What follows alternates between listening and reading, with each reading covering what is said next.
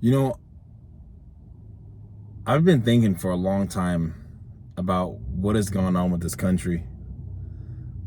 We can't really blame the leaders.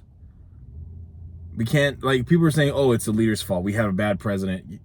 That's not so much it, because last I checked, each and every one of us has free will. We have the freedom and the ability to make our own choices. I think one of the biggest errors that has happened in history that has been used as a weapon against us is the victim mentality, where we have all these corrupt politicians coming up and pandering to us and telling us, "Oh, poor baby, you're so oppressed because of your color of your skin, or you're oppressed because of how much money you make, or you're so oppressed because of this, or you're this, or that, or this."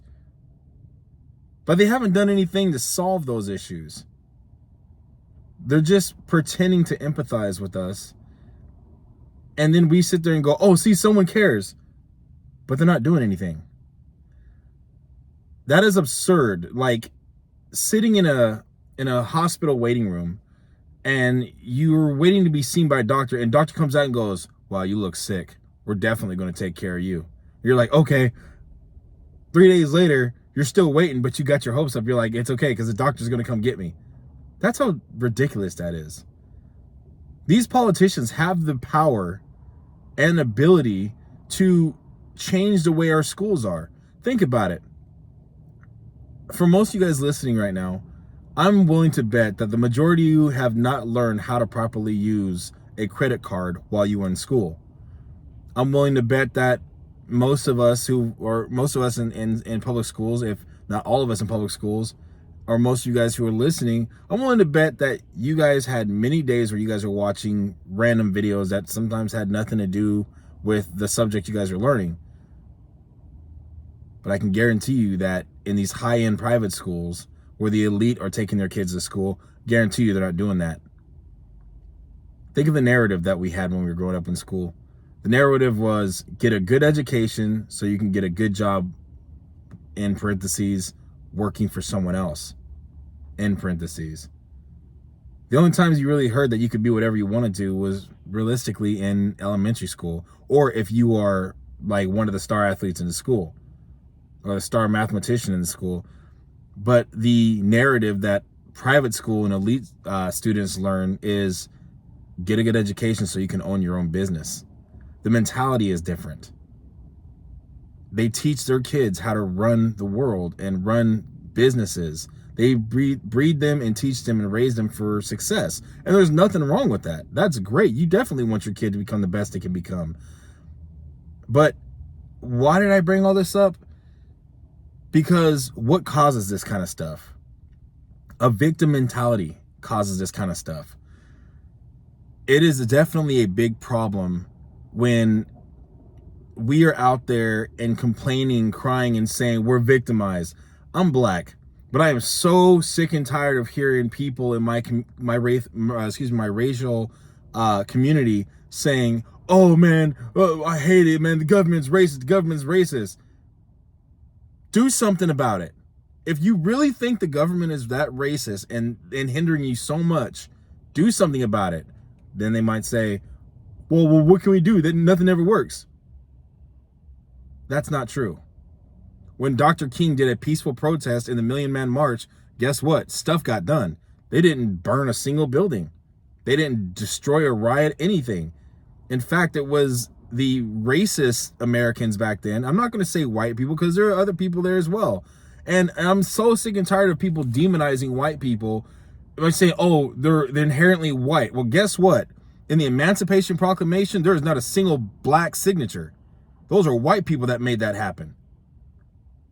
The white people that put black people in the major leagues or in Major League Baseball or the NBA or any other sport out there where that was always white, that was white people who made that happen. I'm not saying we owe them anything, so we need to kiss their butt, but I'm saying we need to call a ball and a strike a strike. Not all white people are racist. That's like saying all women are Karens. That's not true. There are a number of white people who are racist, just like there are a number of black people who are racist. The only thing is that the narrative out there right now is that blacks can't possibly be racist. We're victims of racism. No, I'm tired of that. We need to stop adopting that mentality. We need to wake the heck up and start saying, you know what? I am not a victim. I was victimized. Yes, I have been victimized of racism in my experience. When I was living in San Bernardino, I was walking down the street doing absolutely nothing. God is my witness. I walked down the street. I've been stopped 4 times in 3 months. And I got patted down on 2 of those because, quote unquote, I fit a description. Cop came down, demanded my ID and patted me down. And, you know, this was before, you know, everyone had cell phones ready with cameras on them. That's what happened. And I wasn't doing anything wrong other than just walking. Yes, I have been victimized of racism. I have been stereotyped because of my race. But that doesn't define me. I am not a victim. If you go to a battered women's shelter, you will see the groups that are led by women who were once battered. They were victims. They were victimized. But not a single one of those leaders considers themselves victims. They are warriors who were victimized. So what I'm saying is stop adopting the mentality that we're helpless, that we're victims. If we were not important, politicians would not come and pander to blacks or pander to Latinos or pander to any of the minority ethnic groups. They wouldn't come talk to us. Do you see? Think about it. Like, well, they have to show that they care. No. If you live in Los Angeles, there's a place called Skid Row. You don't see politicians going down there on Skid Row and asking them for their vote. Why? Because in their minds, they don't matter. That's the truth.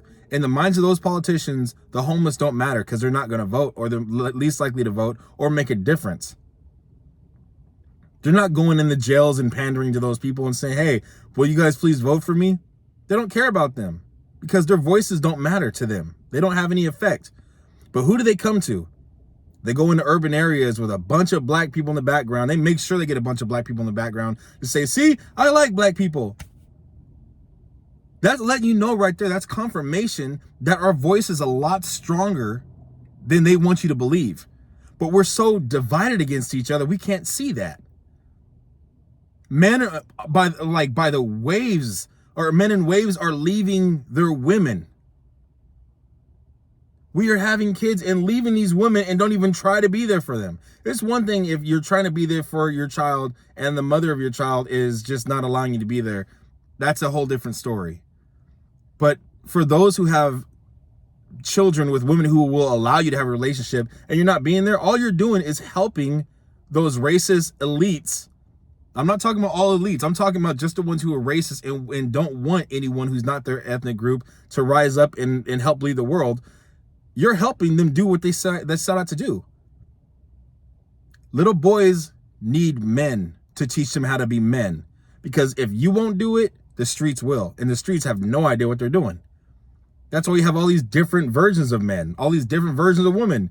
Because a lot of us did not have real role models to teach us that being a man is okay. It's an honorable thing. Being a woman is okay. It's an honorable thing. If you want to be gay, that's your right. That's okay. You go ahead and do what you feel you want to do, what's best for you. If you want to be lesbian or bisexual, that's your right. You have the right to do what you want to do. Regardless of the opinion of other people, it's your life. You have the right to do what you believe. But it's about time for us to stop, pandering to people and then living a lie and then expecting other people to support that lie. I'm so tired of hearing people say, oh, well, he's living his truth.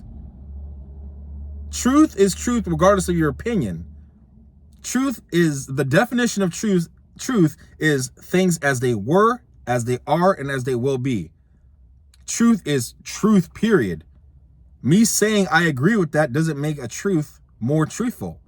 Me saying I disagree with it doesn't make a truth less truthful. Truth stands on its own 2 feet. It is what it is. And people are saying, oh, well, I identify as a male. You can identify as anything as you want, but the fact is, if you die and they find your body later on, they're going to look and say, oh, this was a male, because your DNA doesn't lie. Your DNA can't change. The difference between male and female is not penis or vagina, because there's many people out there born without penises or vaginas. The difference is XY chromosomes and XX chromosomes. Your DNA will not lie. You can change your outside appearance and you can identify as whatever you want, but we need to stop telling people, like, because we need to stop trying to get people to believe a lie that's not true. Well, a lie that's not true, that's redundant, excuse me. Believe a lie. You know, and one of the biggest lies is that we're victims of racism. We're not. There is racism out there, yes, but we are not hindered like they used to be back in the 60s, where if you walk down the street, you get kidnapped by a bunch of Ku Klux Klan members and then beat the heck up and hung and burned. That's not happening like that in today's world. Now people are getting fired for not showing up to work or coming to work late or always coming back from break late, and they're like, oh, they fired me because I'm black.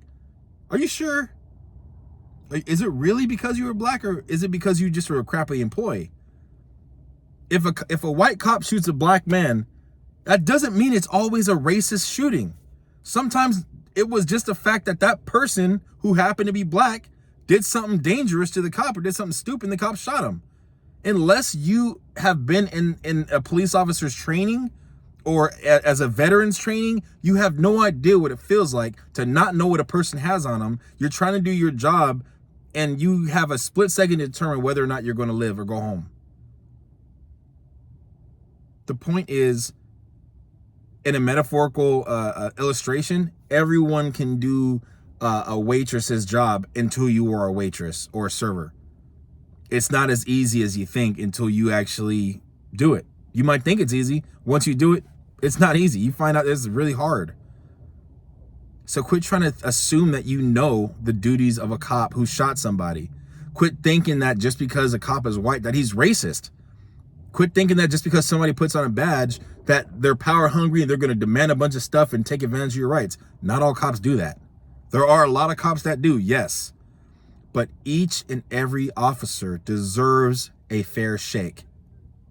Just like each and every black person deserves a fair shake. Each and every white person deserves a fair shake. And what I mean by that is just because there's a stereotype out there about one ethnic group doesn't mean they're all true. Doesn't mean it applies to everyone. All I'm saying is that we need to stop stereotyping and stereotyping entire groups and categorizing entire groups of people based on the actions of a large number. You know, like you have 1,000 people. If 100 people are acting one way, doesn't mean all the entire 1,000 are going to act that way. I'm just so sick and tired of people just pandering to stupidity.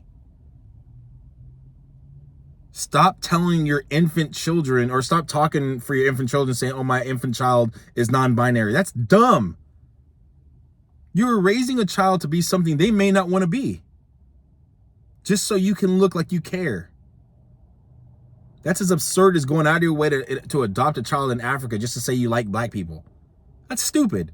If you just want to adopt a child from Africa to give them a chance, cool. But if you want to adopt a child in Africa because you want to show that you love black people, you're an idiot. Because you're using that child as a pawn in your little scheme.